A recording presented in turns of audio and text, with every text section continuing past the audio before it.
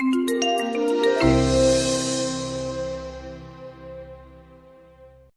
going to be talking about blue zones next, and I want to reassure you that each of these blue zones, while having a religious component, this is not a religious course, but we will talk about some spirituality and some connections. So when you hear the term Seventh-day Adventist or Sardinians who are Catholic, just keep in mind that we can adapt these principles to wherever we're at. Blue zones is a concept used to identify a demographic and/or geographic area where people live longer and higher quality of lives. These blue zones provide tools that we can use in our own lives. The concept grew out of a demographic work done by Gianni Paez and Michael Poulan. As the two men zeroed in on a cluster of villages with the highest longevity rates, they drew concentric blue circles on the map and began referring to the inside of the circle as the blue zone. We're always researching, so the graph that you're going to see next will change as we learn more. For example, when Seventh-day Adventists were first studied as a blue zone, they only looked at Loma Linda, a specific area in the U.S. But now researchers are doing worldwide studies. The three groups most studied had some characteristics that previous and further research leads to longevity and even happiness as a sense of fulfillment. Let's look first at what makes the group different. The Seventh-day Adventist is a worldwide religion based on the Bible, and they have a healthy social circle that stems around the globe. They're not localized to a particular geographical region. On the other hand, the Sardinians have a Mediterranean diet, and they're mostly farmers.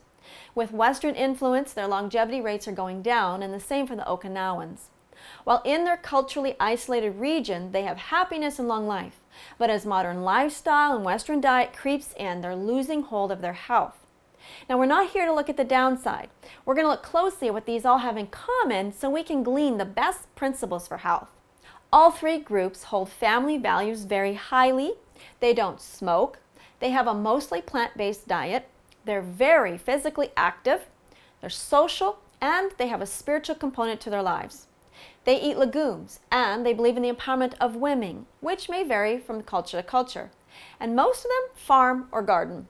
You'll see the line for Adventists crosses into this last one. Not all Adventists garden or farm, no stats on the actual numbers, but they do appreciate nature, fresh produce when possible, and country living. Things that at least two of the groups have in common include whole grains, eating nuts, no alcohol, soy consumption, faith in a higher power, in fact this fits all three groups, culturally isolated, and some fish in their diet. I should note, the references are listed in our sources section, but one that's not listed was a presentation made by David McLean, the photographer for the National Geographic 2005 article on blue zones. I was at a health convention in Oregon where he presented many of his photos and his stories. He spent a lot of time with each of these three groups, and the stories were just amazing. One that I need to share with you is from a blue zone centurion who was a heart surgeon. He was over 90 years old with a steady hand doing open heart surgeries regularly. David was in awe as he witnessed one of these surgeries himself. Dr. Ellsworth Wareham, an Adventist, lives each day to its fullest. When David came to do a story on him, he was building a fence. Shocked, David asked him, why would he build his own fence, being a heart surgeon? He certainly didn't lack money. Dr. Wareham replied, if I didn't build my own fence, I wouldn't be a heart surgeon at 91. Another story that David shared was a feisty vegetarian lady named Marge, who at 100 drives around California like a spring chicken. When David tried to pump her gas, she told him she'd been doing it fine for over 50 years and didn't need help now. Marge likes to take magazines to the old people at the retirement home, all of which are not only younger than her, but some by 30 years. She says not eating junk food but having a healthy plant-based diet kept her young. 30 extra years, living on your own, driving and active. Washington resident Frank Shearer was water skiing at 100. A Sardinian grandmother climbing apple trees at 99. Don't you want that for you and your family? The good news, some of those who found health and wellness found it late in life. There's an inexpensive book called Take Charge of Your Health, and there's many stories of people over 40, 50, and even 60 who were on death's door but made lifestyle changes and found joy in renewed health.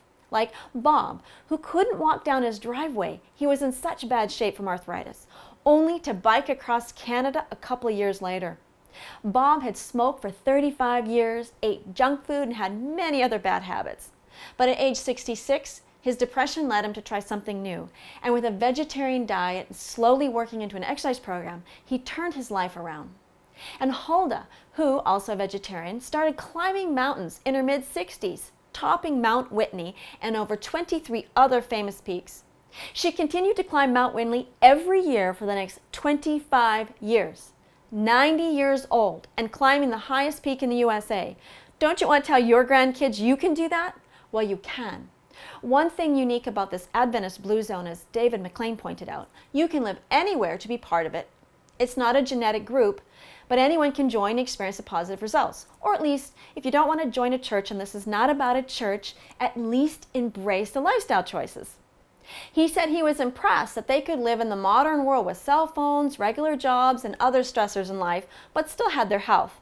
He isn't the only one who noticed that. Studies on Adventists have been the subject of significant national media coverage on programs such as ABC News, World News Today, and Good Morning America. So please download the Blue Zone chart in the download section, and we'll move on to the first lesson Blue Zones teach us, physical activity.